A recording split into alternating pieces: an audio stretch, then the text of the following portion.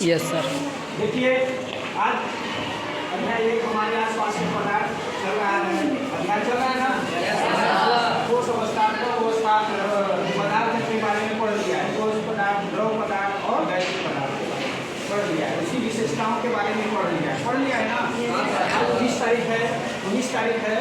अब देखिए आज पढ़ेंगे अपन लोग ठोस, द्रव, गैस।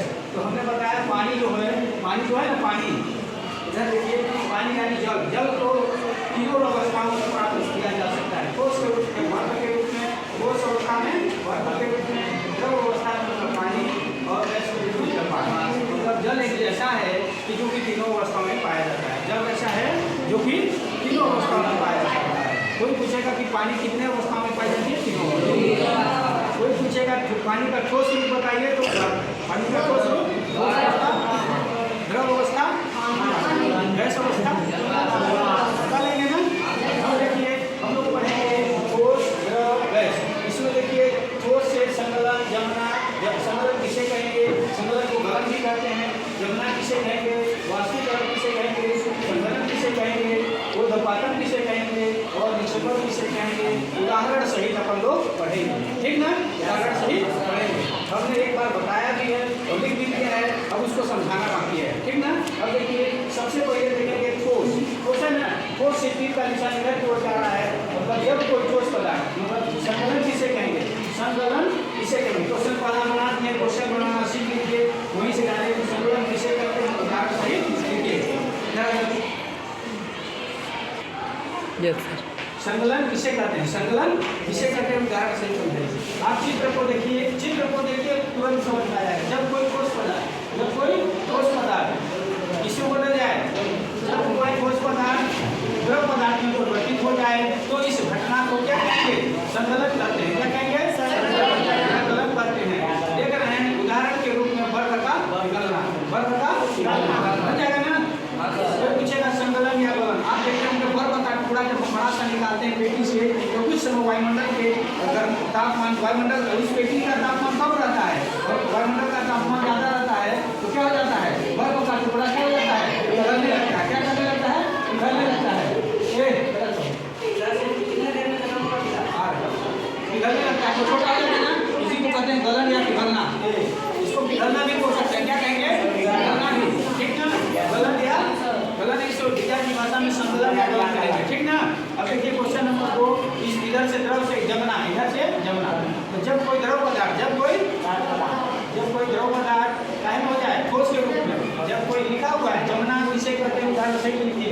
जब कोई द्रव पदार्थ ठोस पदार्थ में परिवर्तित हो जाए, तो इस घटना को जमना कहते हैं। उदाहरण के रूप में पानी का बर्फ बनना, पानी का देख रहे हैं पानी जम जाता है ना, सारा समझ में ना। अब देखिए 2 क्वेश्चन हो गया। क्वेश्चन नंबर 3, वाष्पीकरण किसे कहेंगे? देखो द्रव से ठोस गैस हो जा रहा है, द्रव से गैस हो जा रहा है। वाष्पीकरण किसे कहते हैं, उदाहरण सही देखिए। जब कोई द्रव पदार्थ गैसीय पदार्थ में गैस पदार्थ में परिवर्तित हो जाए, द्रव पदार्थ क्या बदल जाए? गैस पदार्थ में परिवर्तित हो जाए, तो इस घटना को क्या कहेंगे? वाष्पीकरण कहते हैं। उदाहरण के रूप में पानी का जल वाष्प बनना, पानी का वाष्पीकरण होना, इसी के कारण वर्षा का बादल बनना। बनता है ना। भारत देश में पूरे विश्व में 5 महासागर हैं, वो सब उसके जल गर्मी के दिनों में जल वाष्प के रूप में बादल बनकर वर्षा कराते हैं। करते हैं नहीं करते हैं? बादल बनता है जल वाष्प के कारण बनता है, ठीक ना। अब देखिए संघनन क्या लिखा है? संघनन क्या लिखा है? संघनन। जब कोई गैस पदार्थ संघनन किसे कहते हैं? संघनन किसे कहते हैं?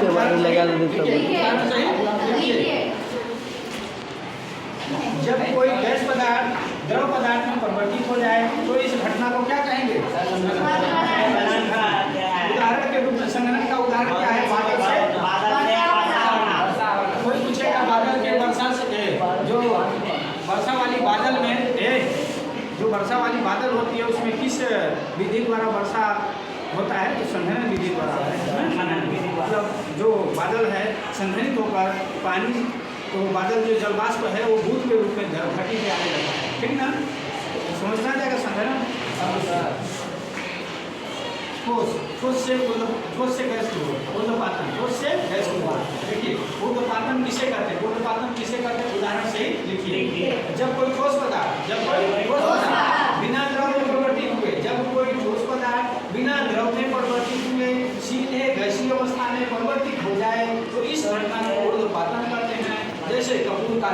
जैसे कपूर जलता है तो पानी में नहीं परिवर्तित होता है, द्रव में परिवर्तित नहीं होता, सीधे गैस में परिवर्तित हो जाता है।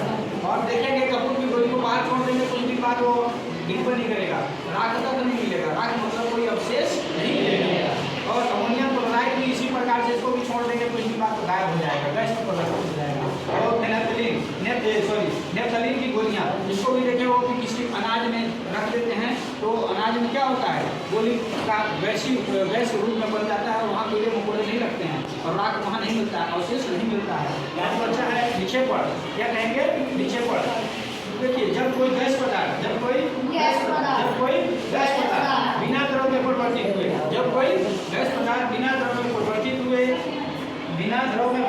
हुए सीधे कहाँ चला जाए, सीधे गैसीय अवस्था में, सीधे ठोस अवस्था में, सीधे ठोस अवस्था में, सीधे ठोस अवस्था में,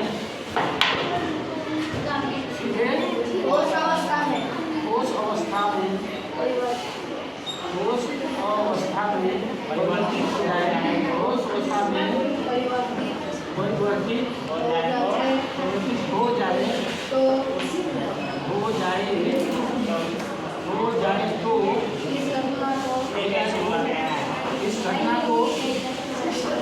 इस घटना को क्या कहेंगे, निक्षेपण। निक्षेपण कहेंगे, घटना को निक्षेपण करते हैं।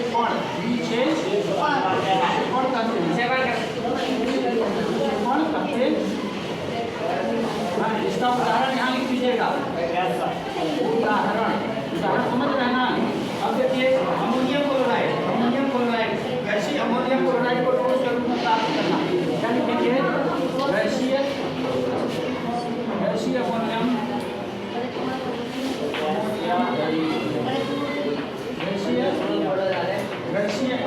क्लोराइड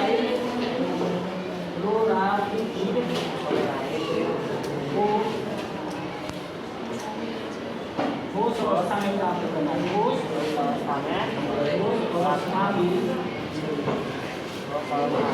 प्राप्त करना,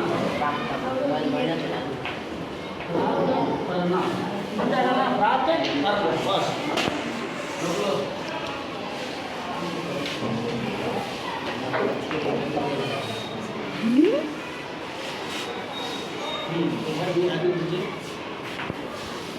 देखिए आज अपन लोग 6 क्वेश्चन पढ़े हैं। कितने क्वेश्चन पढ़े हैं? संगणन किसे करते हैं, गणना किसे करते हैं, वाष्पीकरण किसे करते हैं, संगणन किसे करते हैं, उत्पादन किसे करते हैं, निक्षेपण किसे करते हैं। बन जाएगा ना उदाहरण सहित। हम आशा रखते हैं कि सब कुछ बन जाएगा। इसको लिख लीजिएगा और जो नहीं बनेगा तो हमसे पूछिएगा, ठीक।